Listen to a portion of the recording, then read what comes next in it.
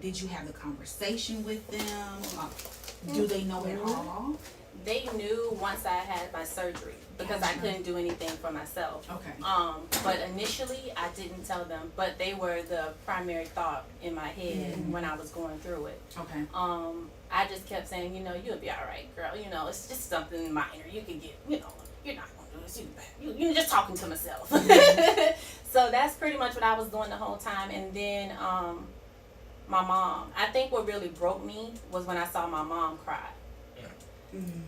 Because she never cries. So when I told her, when she first came in, she was like, all right, the doctor didn't call. And I was like, no, he didn't call. And then finally he called. She was in the other room. And when I told her, her face just like, shock. Yeah. So when I saw her cry, I think that's what really sent me over. But emotionally, after a few days, I was good.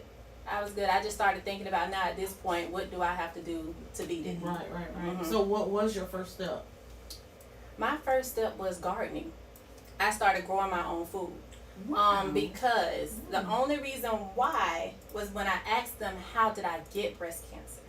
They couldn't tell me. And they were like, it could be in something that you were eating because it's not in your genetics. And I got all that information. So I was like, okay, well, if this is what I'm eating, then I'm going to start growing my own food. So I had a garden in the back, and I was growing everything that I could possibly think of. Yeah, and then from there, but I'm kind of skipping ahead. I'll wait on that part. But yeah, from that, I started gardening, and then I like to write poetry. So I was writing poems, and that's kind of what kept me going. In the building. Yeah, so that's kind of what kept me going. Every day I would just go outside and sit in my garden and just do stuff out there. Just keep moving. Do you still have that garden? No, not right now. She's like, baby, no. We had to do something different. I still want to. Yeah, I still want to. But see, at that time, once I got my diagnosis, I wasn't working. So I was home every single day. So I was able to take care of it. Okay. Yeah, but once I was, back on my feet, I didn't really have a lot of time to do it. So you talked about how you were dismissive almost to, breast cancer, pink ribbons, they doing that thing over there. What's your perception on it now? Right now, when I see the pink ribbon, I think about everything, all the women that I've come in contact with, all the women that I met at the beginning of my journey who are no longer here. Oh, wow.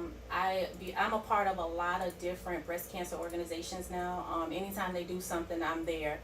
I try to do walks. I try to just be there for everybody, even the families. There was this one young lady, her mom, she was at an event. Every event I went to, I used to always run into her mom.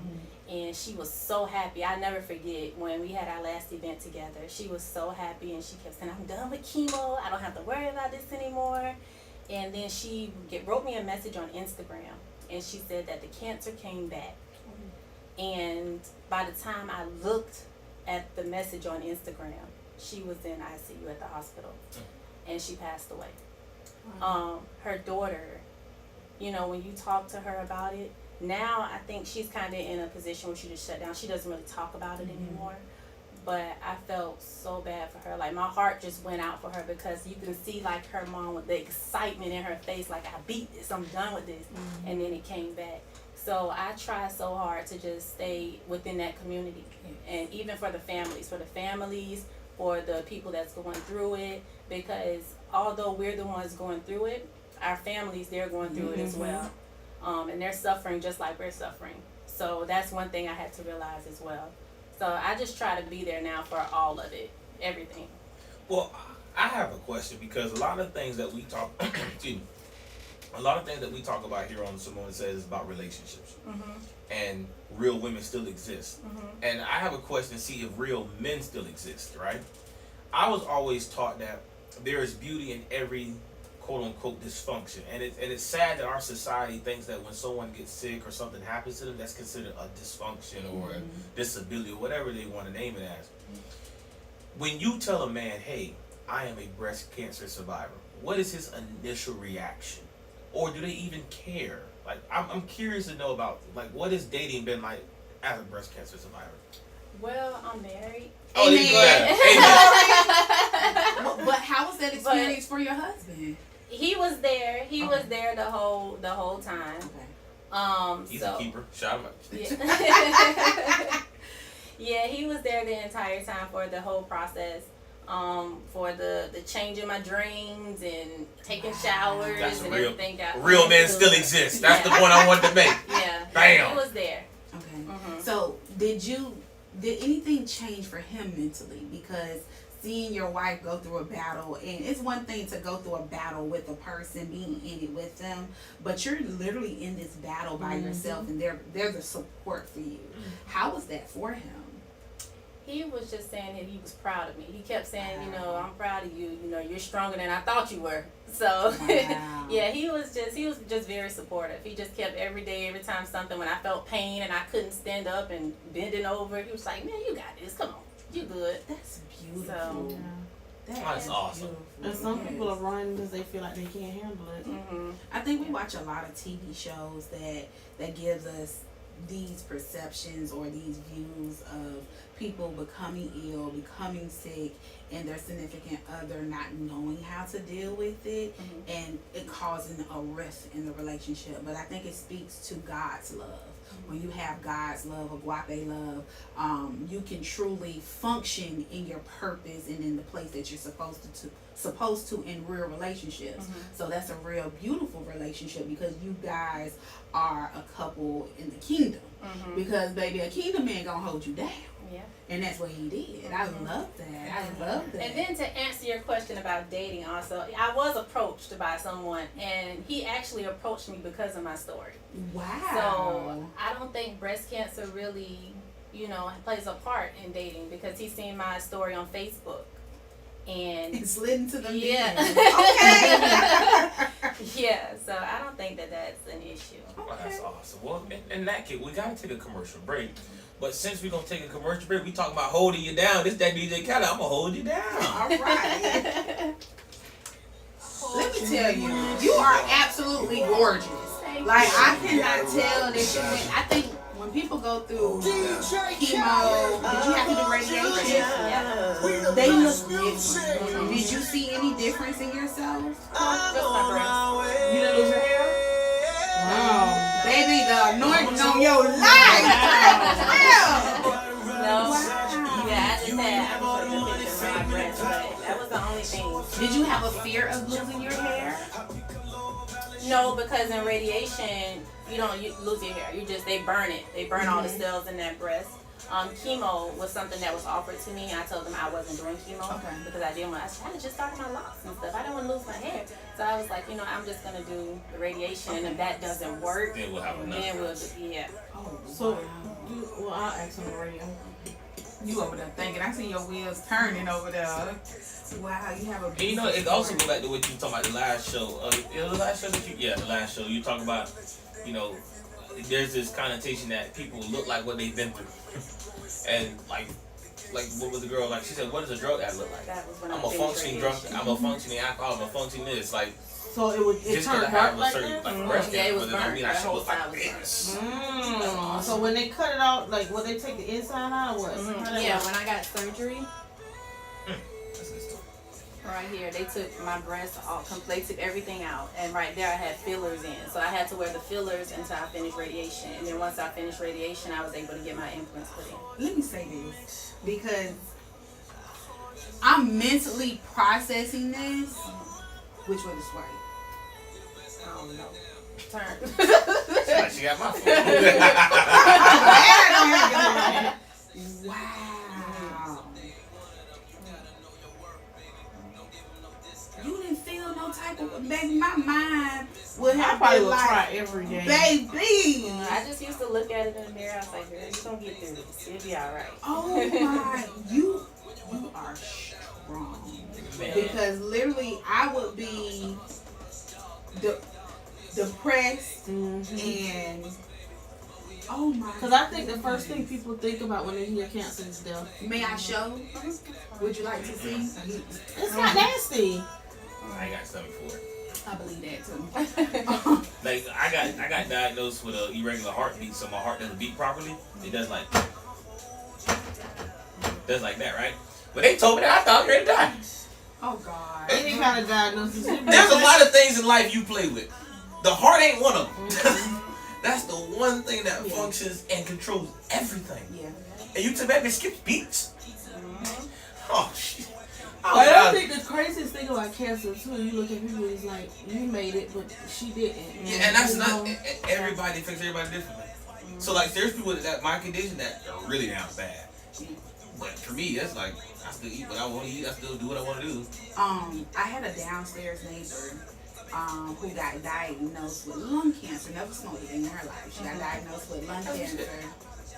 And I remember, like, she was by herself. She was an older woman. She was by herself, and she was really struggling with it. And I told her, "It's the journey's what you make it." Because my uncle, who had been diagnosed with 2 different types of cancer, I remember the first cancer being lung cancer, and we went through that whole process. And his hopes, when you have hopes, when you're happy and you don't look at it as a death sentence. Mentally, it's like mind over matter. Yeah. And I notice people who face cancer with a positive outlook, like they don't be as sick. Yes. That is crazy what the mind can do to the body. One of my friends, if you saw her, that you'll never think that she had cancer. She was still in the club. She was doing everything, and she was like, "You know, I got cancer." Wow. And I said, it's so amazing how you think so positively of it, and she was never sick or anything. She was going to chemo and all of that stuff. That's a good question. Why do we give it a negative connotation? Why is that something that we say it's a negative versus it's a positive? I would say for the simple fact though, because back in the day, if you got diagnosed with anything, they would write you off. But technology has advanced. I don't think people understand that. You can pretty much live with anything. Do you believe there's a cure for cancer? Absolutely. I absolutely. Let me tell you, the blood still works. Like my daddy said, Jesus is the answer for cancer. Baby, the blood. It's some cancers that I don't believe you can cure, like lymphedema, like stuff where it's in the bloodstream, like in your bones, that type of stuff. If it's in your whole body, in your bones, it's too far gone. Exactly. But when I say the blood still works because he specializes in impossible things. And so it's kind of like if you believe that you can be delivered, you can be healed, eventually you can. Yeah. And you can live. You can still live with it. Yeah. But it's tough. We're ready. They not like us. They not like us. You just be This is your boy DJ Melly Mel live on the Plug Radio. This is another episode of the world famous nationally syndicated Simona Says Real Women Still Exist, and they do. Period. That didn't sound the same. And they do. I'll say the people. There you go. And have enough sound. And they do. Yeah. There you go. That sounds a little bit better. We are talking breast cancer. We are here with. By the way, everybody knows me. I will cry in an instant on a soft story. Like, that's just me, right? And when you have people that go through trials and tribulations and turn them into something positive to help bless somebody else, I think that's awesome. I'm here with Maya White, breast cancer survivor, advocate for breast cancer, and Simona Falana and the Real Dundada. And we've been having some really good conversations, ladies. And I kind of want to move it to a certain topic here. Why do you think the age requirement for breast cancer screening hasn't been lowered? Well, it actually has if it's in your genes. If it's something that it runs in your family, then they will screen you earlier. How early? I'm not exactly sure, but I want to say about 20, 25, they will screen you if it's in your family. Is it just breast cancer or just cancer in general? Cancer in general. Okay. Okay, that makes sense. And so I guess that question's so important because you're not the first one to experience a diagnosis like this at an early age because you're out the bracket of even getting a mammogram. And I remember I actually had a young lady I knew from college. She had found out that she had breast cancer while she was pregnant, if I'm not mistaken. And so that was a whole whirlwind, and she did succumb to breast cancer, unfortunately, because of course she chose not to do treatment because of her situation. But I think about things of that nature. What if the doctors, like, you know, screened her early? What if in our 20s, when we start going to the doctor, they're saying, hey, well, these are the things that, you know, in the next 15 years, you possibly could run into. Let's start screening. Why are age requirements on screening? That part, I want to say that it's an age requirement because they just don't believe at that young age that you could have breast cancer. Now it's being proven that you definitely can, because I actually had a young lady that I invited to come speak at the Urban League. That's where I work. And we did a breast cancer event, and I invited her. She found out when she was 23 that she had breast cancer. So, and it didn't run in her family. It did not run in her family, but she found out at 23.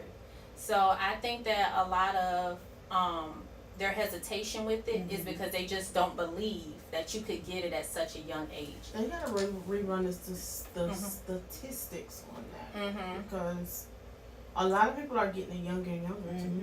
Yeah. And I had a conversation with my doctor over the summer, and he was talking about how he's noticing different diseases, different situations as far as health wise that normally happen to women in their 40s or men in their 50s becoming a younger and younger or a more prevalent thing.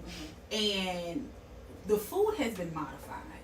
The food has changed. Like you said, you were growing a garden yourself. We've made all these changes and modifications to our food. Isn't it time we make those modifications to health requirements? I agree. I think within the next few years they probably will start making those changes because so many young people are being diagnosed with it now. I know that a lot of insurance companies, they don't want to pay for it. They're rip off anyway. Yeah, they are. They are. I agree with that. A lot of them, they don't want to pay for it. So even people that have breast cancer, like me with my implants, I'm supposed to go back every 3 years and get an MRI on my breast to make sure that everything is still intact. I have to pay out of pocket. What you say? Yeah, every 3 years when I go, I have to pay. It's so sad because literally, I think I don't know what side of TikTok I was on, but I had made it to this certain side of TikTok, and this it's a thing now. This couple actually traveled, I can't remember to what country. Literally, they paid, I want to say about, this is me guessing because I can't remember, maybe $2,000 each. It included their flight, their hotel, and all the exams. They were screened for everything. Literally in a whole nother country for $2,000. If you ever look at your medical statement from the doctor's office, sometimes I'm trying to figure out, well, what I paid for. Like, because of the insurance covered this and I still got to pay for this, what I got this insurance for? It's ridiculous. And the saddest part is we don't pay our medical professionals. Like, they're not getting paid that money. Like, you know, the equipment in the hospitals, some of these hospitals aren't kept well. And so it's just so crazy that we're charged this outrageous number and we're not getting the best medical attention. That is true. And you know, I kind of take this for granted because I was in the military. So when I got out, they offered me free health care. I'm like, I don't need health care. Like, who cares about that? Then I passed out at my job from the heart issue. And then they sent me that bill. Woo! Well, I went to the VA so quick, got that health care. I was like, man, listen, I'm sorry. Yeah, go on and help me. But, you know, we're talking about being an advocate. And listening to Simona, I'm trying to finish and, like, put away my toxic ways. So I took a big step. I did something that, you know, I always thought about doing, but I mentioned it once on the show. Because of my connections, I am now a member of the NAACP. And I serve on their committee for young entrepreneurs and young adults. And, you know, I realized that once you become an advocate for something and once you start to speak for change, now you get to be a part of the solution and not the problem in the world. Because breast cancer isn't going away.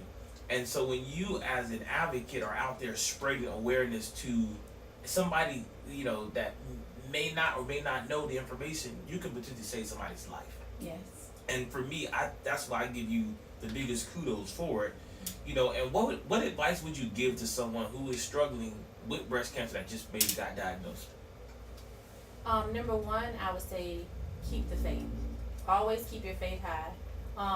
Stay off of Google. Yeah. That would be my number two. Make sure you have a strong support system. It's hard to go through that by yourself. And like I said, it was a lot of things I couldn't do, and if I didn't have my support system, I don't know what I would have done. So make sure you always have a support system. And that's pretty much the biggest thing. Just stay prayed up, keep your faith high.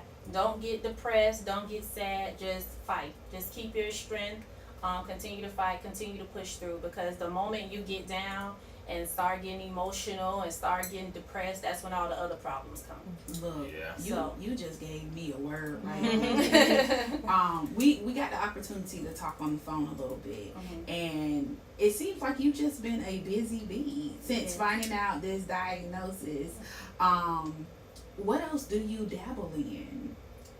Well, when I was going through radiation, I don't know if everybody knows what that is, but that's basically where they burn the skin where the cancer is. They try to burn everything off that's inside of that area. I started making soap. I started making aloe soap, and that aloe soap helped to heal my skin and for it to get back to its original color. It gave that cooling effect that you need when you're burnt. It actually helped with that. So I actually started making soaps, selling soaps, and then I just added to that. I make different types of soaps now. I make body oils, I make body butters, and that's what I do with that. Yeah. I like that. I support Black businesses. Yes. And I wanted to ask that question because you are a ray of sunshine, let me say that. Oh, thank you. And the beauty about your sunshine is you found other avenues and other ways to say, you know what, I'm not going to be defeated by this. And your purpose, you turned your purpose into something else that can help other people. So I think that's absolutely beautiful. Thank You're you. welcome. And I just wanted to ask, like, do you ever have any moments where you think that it may come back? No, I never think that it may come back, but I do have moments where I get uncomfortable and it makes me think about the situation. Like the breast, the side that I had the radiation on, it's uncomfortable on that side. So when I lay on that side too long, or it's a little harder too on that side. So it's certain stuff that I do that makes me think like, dang, I wish this one never happened, because it's uncomfortable. And then also as a woman, it might be TMI. Close your ears. No, I'm just kidding. But you know, as a woman, the sensation in your breast. Yes. I don't have that. So once you get a double mastectomy, it takes out all the nerves and everything. So basically your breasts are just there. If I was wearing a halter top and my halter top fell down, I wouldn't know it unless somebody told me, because I can't feel it. Yeah. So I did not know that. Yeah, so it's moments like that that make me think about it. But that's the only time. I just try to keep the faith and just hope that it doesn't come back. But if it did come back, I'm a same survivor. energy. Yeah. I'm not I'm gonna keep that same energy. So with you having all of the nerves and everything removed, was there ever a point in time that you had any insecurity with intimacy? No, I never had, because you know you can. Because I'm just thinking of just the new look of it, you know, the scars and the burning, and it's just like, oh, I don't want anybody to see that, so it might be a new insecurity. Yeah, like the scarring on the radiated side, I actually don't have any scars over there, because the radiation, it got rid of it some type of way. I don't know how that works, but yeah, it's no scar. But on the other side, I do have a scar, and like if I wear a swimsuit or something, you'll see the scar. At first, yes, I was like, this ugly. I don't really like this. But you got a man. Yeah. Shantae got a man now. Yeah, but then after time, I was like, child, it is what it is. You've been through something, and that's just what it is. Yeah, I love that. Man, real men still exist. They don't care about none of that. We still rocking. They sure don't. I like the rose, They the don't. stretch marks, But they sure be looking. Yeah. Okay, well, I you know, this is the 45-minute mark here, so I think it's time for a male's perspective. Okay.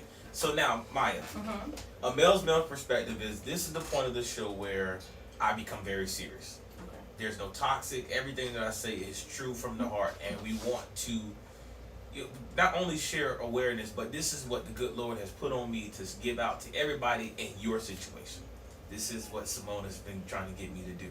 Okay, you ready for this? It's big now. Sometimes I hold my breath. Don't worry, it comes from ChatGPT helped him. Okay. But I think it's fitting for me to say, God grant me the serenity to accept the things that I cannot change. Change the things that I can, but have the wisdom to know the difference between the two. And I can do all things through Christ that strengthens me. And I've said this, a couple weeks ago, but when something bad happens in your life, start looking for your blessing, because God got something bigger for you. You may think that, okay, this one particular incident may be my downfall, but little do you know that may be the one thing that propels you to the next field of success in your life. You just mentioned about all the hobbies that you've gotten into that you probably would not have gotten into if you didn't know, from gardening to creating your own oils and all these different things. So with that being said, consistency is key. Stay consistent in that, because there may be a blessing in that as not only an advocate for breast cancer survivor, but having your own care product line that will help other people, maybe prevent them from getting breast cancer. So I think that is big. But most importantly, the message in the Mel's Mel perspective is, too many times we get angry about our situation and we never focus on the solution. I do that all the time. I was just talking to one of my mentors, a business professional, and he said, God dang it, Mel, you always worrying about the problem. What's the solution? My engine just blew in my car. Mad as hell about that. But he says, what's the solution? Okay, here's the solution. You're going to use this car for the next week or two, and then you're going to go buy your charger like you wanted to. Stop sitting right here complaining, because as you complain, nothing's going to get done. Be solution oriented and have the wisdom to know the difference between what you can change and what you cannot change. And you were smart enough to see, I can't change this. It is what it is, but what can I do moving forward so I can be strong, not only for myself, but for my kids, for my husband, for my family. Because me being down would do more harm to them than it would to me. And I commend you for that. And I just say, God bless you for everything that you're doing. Continue to do what you're doing. And remember, men don't care nothing about none of that. Mel, we want this now, like. Nah, gotta put it back in the Every box show. now. Gotta put it Every back in the show. box now. This show wouldn't be the same if I was like that all the time. I don't think so. I think it would. I think so. No. I'm gonna do a poll. I keep saying I'm gonna do a poll. I'm Do a gonna do a poll. poll. Maybe for season 3, I'll be like just We'll toxic Mel see. the whole not toxic Mel the whole season. I'm gonna do the poll to see how they want you to return season 3. I'm gonna do the poll. It's gonna say low cut Mel that dress up every Monday. But, Hey, we're here for it. We're here for it. And you got me going to church more often. I tell you that. Glory. But as long as they end by 12 o'clock, so I can be home by 1 for football, I'm good. I'm done. It's true. I'm done. But as we get towards the end of the show, we always like to give these words of encouragement. And I'm curious, what does Simona says about breast cancer awareness? So, I actually was struggling with something today, and what I was struggling with was healing out loud. Having a public platform, being the person that I am, being outgoing, people see me. And so they always get the bubbly me, not knowing that I have a ton of other things going on. Like this year, when they talk about life and baby, it hit hard. This has been a valley year for me. And I text one of my good friends today and I said, I've been struggling with healing out loud. And God laid in my heart and he said, it's not about you. A lot of times we have scars because God needs to be seen through us. And so our posture in the season of us going through shows other people that God is still good. God is still in the blessing business. And what you're going through is to bring other people to him. Because we don't know who we're going to run across as it pertains to seeing a stranger on the street and them hearing your story, or them just looking at you and like, you're a ray of sunshine. And then to hear this behind is like, well, I can make it too. We look at people and we judge that everybody got it all together. But when we actually get to sit down and talk and see, guess what? They're human just like I am. I used to not like when people say, you're so strong, But I realize it's a compliment to God, not me. Because when people say that I'm strong, they don't see me, they see the God in me. Because, baby, if I was doing it in my own strength, I would be no more good. But doing it in God's strength, I'm giving grace. I have a level of authority to take back what the enemy wanted to steal from me. So Simona says, through you, let God be seen and heal out loud. No, I love that. You might gotta steal that one. Wait a minute. And so, Myers, for anybody that wants to contact you or reach out to you, if they may have questions about breast cancer or anything, how can they do that? And fellas, no, do not slide in DMs. This is strictly for women here. How can people find you on social media, or how can people reach out and contact you? They can slide in my DM. They may have questions about breast cancer. Men get breast cancer too. Okay, keep it to breast cancer only. Because she got a real man at home. Yeah. So you can reach me on Instagram at growing_with_Maya. MYIAH. I need to run that back. Yeah, run that back. Growing_ I was a little slow myself. with_Maya. MYIAH. Got it. 10-4. Yeah, because he's been trying to figure out how to spell Maya since you walked in. And with that, I do want to touch on a couple of news while we have a couple seconds left. It is election time. We are about 8 days away from election, so make sure you guys vote. No one cares who you vote for, just vote for somebody. Because I can't stand people that don't want to vote. You want to complain, but you don't want to vote. Well, my vote doesn't matter. Well, then stop complaining. But either way, just get out and do something. Be proactive. And then also, remember, just treat people how you want to be treated. Yes. Treat people with respect, treat people with love, and treat people with care. We're giving positive energy into this universe. We're not going to be toxic people. I know you see the radio shows, we laugh, we joke, but we really want to go out there and spread good energy because change starts at home. And also want to give another special shout out to all the beautiful sponsors on the Plug Radio app. Bear Lair, Rick Ross, Renee, Brett, awesome. We love you, appreciate you. Two Brothers Mobile Auto Repair Service, and all the other wonderful sponsors that we have here at Plug Radio to be able to give us a platform to be able to promote and continue to bring you good quality radio on an every Monday basis. We got more surprises in store for you on the Plug Radio app and the Simona Says Radio Show. But in order to get updated on all of these things, make sure you go follow Simona Says on IG and Simona Says Show on Facebook, TikTok, and YouTube. And remember, if you're on YouTube watching, hit the subscribe button. It costs you nothing to do that. And we love you all. Any final messages before we sign off? Jesus is the answer for cancer. Amen. Amen. The Just blood like that. still works. The blood. This was beautiful. Told you get good with your hostess now. You like what we need to do? I'm too shy to. What am I supposed to do?